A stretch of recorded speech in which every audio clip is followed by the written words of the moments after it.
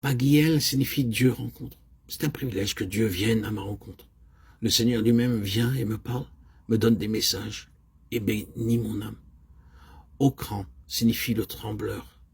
Par Dieu, vous pouvez faire trembler toute la puissance des ténèbres lorsque vous êtes conscient de la présence divine. Naphtali signifie lutter, comme Jacob lutta et ne laissa pas partir l'ange sans avoir été béni. Ainsi, nous aussi, nous devons lutter et l'emporter comme le fit Abraham pour Sodome et Gomorrhe. C'est aussi notre privilège dans le ministère pour tous les autres et le monde. Ainsi, Dieu travaille par votre prière d'intercession dans bien des parties du monde. Arira signifie le libérateur du malin. Nous sommes délivrés par la prière, même ceux qui ont vaincu dans les ténèbres et vécu dans les ténèbres, dans le péché et dans la honte, peuvent être délivrés par nos prières. Un homme naquit de nouveau lors de nos assemblées. La fois suivante, je vis qu'il avait rétrogradé. Il me dit qu'il était revenu à son ancienne condition de voleur. Aussi, je lui dis que je priais pour lui. Peu de temps après, je le vis encore et il me dit, frère, tous mes plans ont été ruinés et tout va mal. Ainsi, notre prière avait détruit la puissance du malin.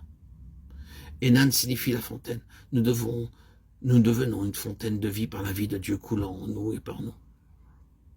Gad, au verset 14, signifie « Voici une armée arrive ». Cela signifie que nous verrons de grandes choses s'accomplir à partir de petits faits, comme la fois où notre Seigneur, par la femme près du puits, à travers une personne, atteignit la Samarie entière. Zévouloun signifie un lieu d'habitation. Lorsque nous suivons l'ordre des noms qui nous sont écrits dans la Bible, nous apprenons alors à louer Dieu, à nous confier en lui pour chaque chose, à faire de Dieu notre récompense et à construire une maison pour Dieu. Dieu m'a appelé pour lui faire une maison. D'abord, il fait de mon corps son temple, puis nous sommes tous mis ensemble pour devenir la maison de Dieu. D'elles-mêmes, les pierres ne peuvent pas construire une habitation. Nous devons correspondre au plan, le toit, les murs ou le plancher. Nous devons être taillés et façonnés, rabotés, adoucis, polis et raffinés pour être introduits dans la construction de Dieu, le plan de Dieu. Elitsour signifie Dieu est mon rocher. C'est un Dieu puissant, il ne change jamais. Ce qu'il dit, il l'accomplit, il ne revient pas sur sa parole. Croyez cela, s'il vous plaît. Invoque-moi et je te répondrai. Jérémie 33:3. La promesse de Dieu est très claire. Réhouven signifie « Voici, je vois Dieu. Je vois. Dieu a vu mon besoin. » En premier lieu, Dieu voit ma vie privée. Je ne veux rien lui cacher. Je dois désirer lui ouvrir mon cœur. Puis ensuite, il voit ma situation, il voit mon trouble, mes difficultés. Je n'ai pas besoin de faire des allusions aux gens.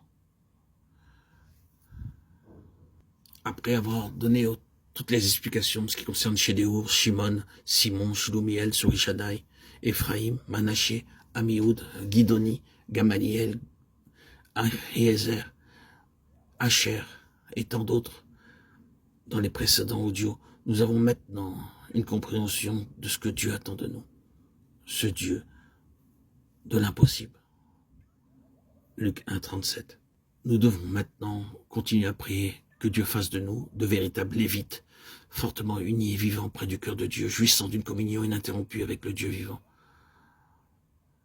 Relisons dans notre esprit tous ces noms que nous avons énumérés encore un par un et continuons à prier.